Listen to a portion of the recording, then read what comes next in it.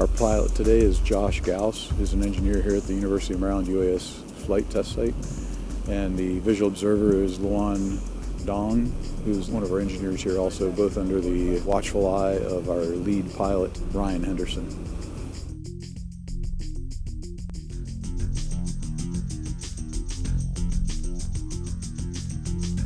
Clear prop. Today we're flying the DJI M600 Matrice 600, a very capable platform. It carries about 15 pounds of payload. Most people's payloads on these are cameras and IR sensors. The nice thing about this platform is it's very flexible. You can see the large open space underneath the platform and a kind of a grid arrangement above. You can integrate a lot of different hardware into the system. All right, taking off.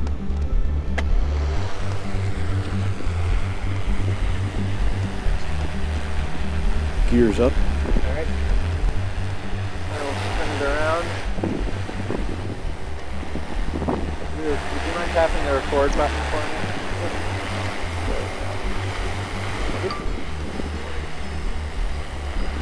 All right. Slowly pan up.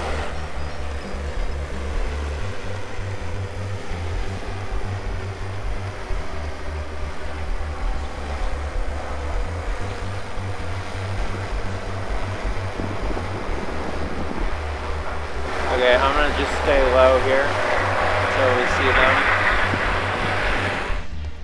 This particular aircraft, they added the flexibility of the landing gear being able to be raised so you could get the landing gear out of the visibility line of the cameras. On a beautiful winter day today, you have really good visibility. One of the limitations on these airplanes is that you have to be able to fly within visual line of sight. And a lot of people think that they can see the line of sight to great distances, out to 2 miles and such. But the reality is you can't see them more than about 3/4 of a mile or so, depending on the visibility conditions. We are flying at a public airport today, the St. Mary's County Regional Airport, 2 Whiskey 6. So we are integrated with manned aircraft operations here. We were actually the first public airport in the United States to have manned and unmanned integrated operating procedures. It's a very simple airport with no tower, so it makes life a lot easier here. The M600 is kind of becoming a workhorse of the UAS industry because of its lift carrying capacity and endurance. The endurance on the aircraft, depending on the payload, is between 20 minutes and 35 minutes. This aircraft, as you can see on the top, the plethora of antennas, also has RTK, which is a system that gives you some GPS denied capability to be able to fly underneath things and around things where GPS signals are interrupted, but also increases the accuracy of your navigation. So this system, without the RTK, when you come back and land, if it lands autonomously, would land within about 1 meter or 2 of the takeoff location. With the RTK, it'll land within inches of the location you took off from. Today's flight is being flown remotely piloted, where the pilot has direct control of the aircraft at all times. It's actually a rarity for us. Normally we fly our flights in autonomous mode, where we program in a set of waypoints, and then the air goes and flies those waypoints, executes prescribed missions to loiter at different locations, change altitudes, all those kinds of things. You take advantage of the accuracy of GPS and the systems when you do that. It actually adds a little bit of a reliability factor, because most of the mishaps that we have experienced in the unmanned aircraft industry have been due to pilot errors, not due to aircraft problems or malfunctions.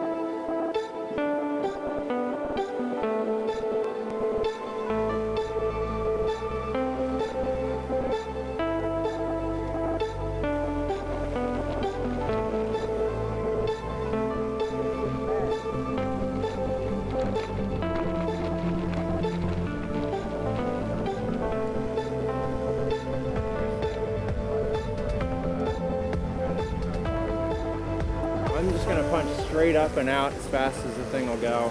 The wind's pretty low, so there shouldn't be a problem with that. All right, you ready? 3, 2, 1.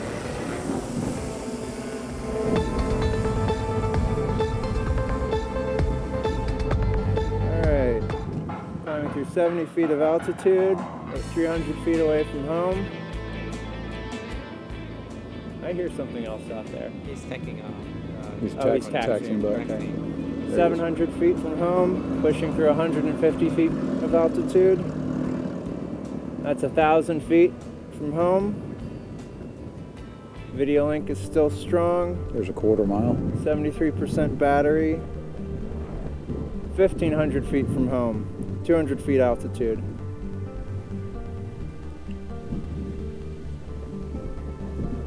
(250 feet altitude). 2,000 feet. Got a flock of birds out there. Okay. To the left. Don't see They're them. in the cloud bank. I see them. I see them. Yep. They should avoid it. Yep. This is being recorded. All right. Video's starting to drop out intermittently a little bit. Signal is still strong though. Range. 2,500 feet. Almost 300 feet of altitude. So there's half a mile.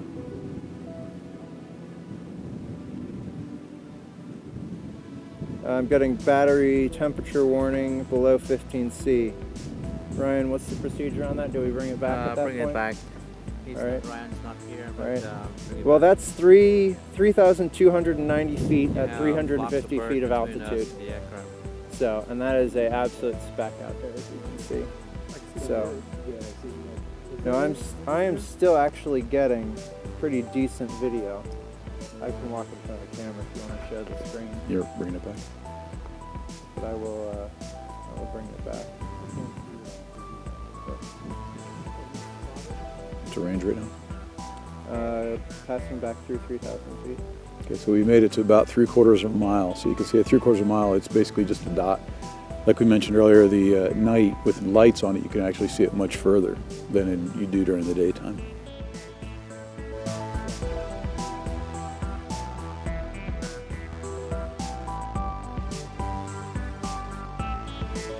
I'm going to start decreasing altitude.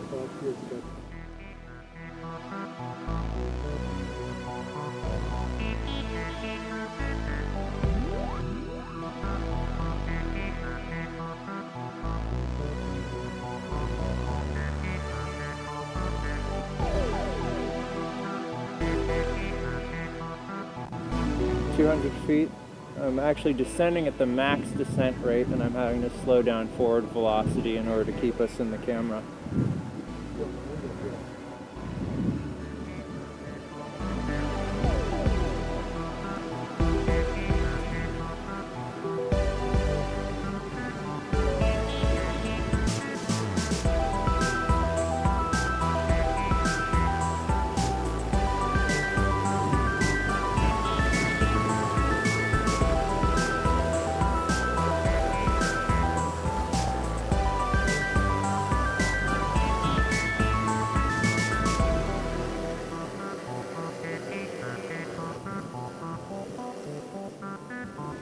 All right, wait down.